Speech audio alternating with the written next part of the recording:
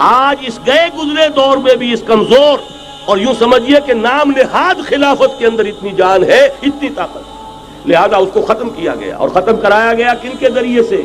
وہ جو مسلمان کہلاتے ہیں تھے فری میسن، مصطفیٰ کمال پاشا فری میسن، اور اس کے ذریعے سے انہوں نے سارے کام جو کروائے وہ در حقیقت اپنے سازشوں کے ذریعے سے اور مسلمانوں کو استعمال کر کے کروائے۔ بہرحال بات لمبی ہو رہی ہے۔ پہلی بات تو یہ ہے کہ وہی نقشہ اس وقت کا آج بھی ہے جہاں تک یہودیوں کا تعلق ہے، لیکن فرق یہ واقع ہو گیا کہ اس وقت عیسائی یہودیوں کے تابع نہیں تھے، بلکہ عیسائیوں اور یہودیوں کے مابین دشمنی تھی۔ آج یہودی عیسائیوں پر مسلط ہو چکا ہے، فرنگ کی رگے جاں پنجے یہود میں ہے، اور آج کے فرنگ کا لیڈر امریکہ ہے۔ امریکہ کا صدر یوں سمجھیے کہ وہ ان یہودیوں کا غلام ہے، مجال نہیں کہ ان کی مرضی سے ادھر سے ادھر ہو جائے، اور اگر کوئی غلطی سے ادھر سے ادھر ہو جائے تو اس کا پتہ چاک ہو جائے گا۔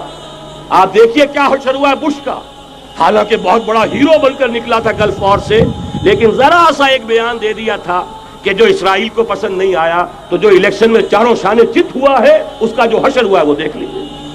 تو پہلی بات تو یہ سمجھ لیجیے کہ آج بھی یہودی، یہ نیو ورلڈ آرڈر ہے، نیو ورلڈ آرڈر، اور اس میں عیسائی دنیا اس کی اعلی کار ہے۔ اب صورتحال کیا ہے؟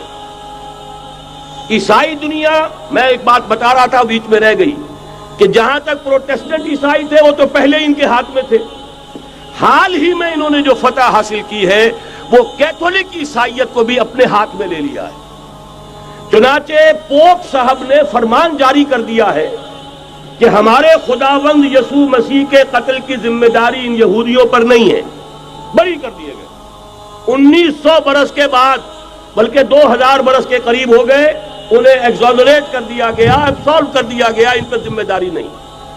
نتیجہ یہ نکلا ہے کہ ابھی چند مہینے پہلے جو مذاکرات صلح کے ہو رہے تھے، جن میں یاسر عرفات بھی تھے اور یہ اسحاق رابین گیا ہوا تھا واشنگٹن، وہاں سے واپس آیا ہے تو روم میں رک کر پاپائے روم سے ملاقات کر کے تشریف لائے ہیں، انہیں دعوت دی ہے کہ یروشلم آئیے، اور ویٹیکان نے تسلیم کر لیا ہے اسرائیل کو، اور ویٹیکان کا اب جو ہے ایک ایمبیسی، اس کا جو ہے سفارت خانہ وہ یروشلم میں بننے والا ہے، اور پوپ صاحب بھی وزٹ کرنے والے ہیں۔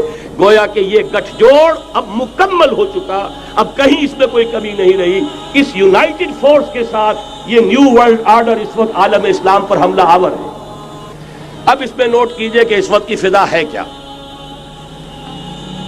عالم اسلام میں سے عالم عرب ان کے شکنجے میں جا چکا، کیوں بنا کر کھڑے ہوئے ہیں اسرائیل کو ماننے کے لیے اور سر تسلیم خم کرنے کے لیے۔